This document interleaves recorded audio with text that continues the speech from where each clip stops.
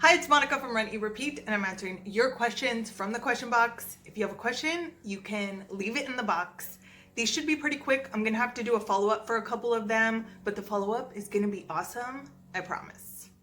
First question, if you could travel to one place in the world, where would it be? The first place that comes to mind is Japan. The second place is Australia. Those are probably like a dead tie, actually. I have wanted to go to both of those places for the longest time. Boom. When are you doing another podcast? Next Friday. So not this Friday, but the next one. And after Friday, the following week, from there forward, we're going to be doing 2 episodes a week. I'm really excited because one is going to be a quick tip and then the other one will be a longer episode. And it's going to be fun and awesome. So make sure that you are subscribed. Run Eat Repeat podcast. It's free. It's fun. Tell a friend. What exactly are your band walks? Would love to see an example of your warm-up. This is one of the things I need to follow up with. I will be doing my entire warm-up very soon. In my friend has a home gym, so I'm gonna do it there. We're good to go with that. But I wanted to show you that I just do, it's lateral walks with a very strong resistance band. And I have a whole set of these. The lighter ones I use for upper body, and then the like stronger ones or higher resistance ones I use for lower body. And I do lateral walks. And I like to not just walk back and forth, but do as much as I can in whatever space I'm in, both ways for a while. Everyday diet. What foods do you fuel with when not training for a race? Most of the time, my diet is 80% healthy, 20% complete trash. Like donuts and vodka. Not together. Yet. Yeah, I try to stay mainly healthy. I'm a volume eater, so I try to eat a lot of fruits and vegetables. Otherwise, I'm just not satisfied, even if it's the same calories and less food. But this, I'm going to do what I eat in a day video. I love these. Have you ever followed down a YouTube hole of like watching everyone's videos of this? And I'm going to do it now, and then I'll do it when I get deeper into training, because I am training for, well, I'm just starting back, but I'm going to be training for a full marathon. So seeing it now and then later, I think that will be interesting. So that's coming soon. How long should your longest marathon training run be? Most of them are about 20 miles. It really depends on your goal, how many of those 20 milers you do, if you just need to do one, or some plans have you do less. I have seen as low as 16 miles, but that's a high mileage plan. So you're doing it on tired legs. You are running 10 miles the day before and then 60 miles, and that will be your longest run. And that's with limited rest days. So that's not for someone necessarily injury prone, or if it's really like a mental sticking point and you feel like you need to do 20 miles to feel more confident in the race, make sure that that is a part of your plan. But most plans are around 20 miles. Boom.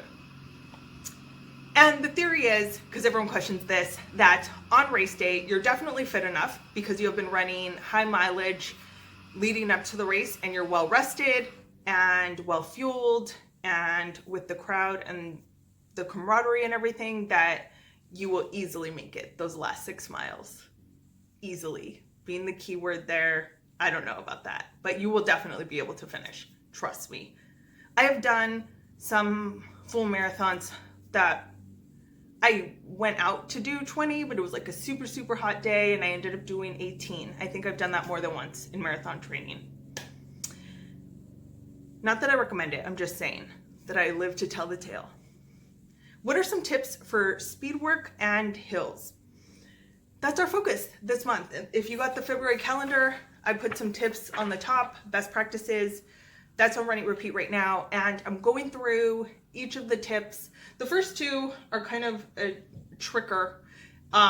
Write your goal down for the month. So make sure you write it down and then plan your workouts. And there's some tips right now on runeatrepeat.com for how to kind of plan your week. But in terms of tips for speed work, make your priority making sure that you are not going to get injured. You don't get faster if you're injured. Have a good balance of hard work that's challenging and recovery time, so that when you are doing those challenging workouts, you can actually show up for them. Do strides. I will put a swipe up to the post on how to do strides right here. Or if you're watching this somewhere else, it'll be a link below. So you can check out how to do strides. I think that is the best way to kind of get started with speed work if you're new to it. It makes you feel fast. It's confidence building. I think it's kind of fun, whereas I don't necessarily think all speed work is fun. Hills. I don't have any specific tips for hills. Chip away at it. Focus on form. Keep your body tight. Upright. Like I was saying, keep your core tight and your body upright, and just try to have good form. Chipping away at the hill. Sometimes your stride gets shorter, and you can kind of, with this, I used to make up my own workout, not even really realizing, but I wanted to change it up. I remember, living at my mom's house, and I would warm up for a mile, and then I would get to this hill and I would run up it and run down.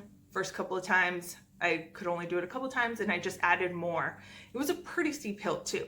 So you can switch it up if you feel like you're ready for a challenge and you don't necessarily need a track or a very set formal workout. You realize running up a hill is hard for you, and it's going to potentially make you stronger. So you can find a good hill, run up it, carefully run down, and listen to your body, see how it's responding, and just be cautious of that. Put it down in your running log, and you can build up from there. But running hills and strides are both the tips this month. So I'm going to be going over each one. I'm doing a post on each of the tips. The first two I did together just because they're kind of like easier and shorter ones, but make sure that you're following so that you will, if it's a review, we can talk about it again, right? If you have a question, you can leave it in the box.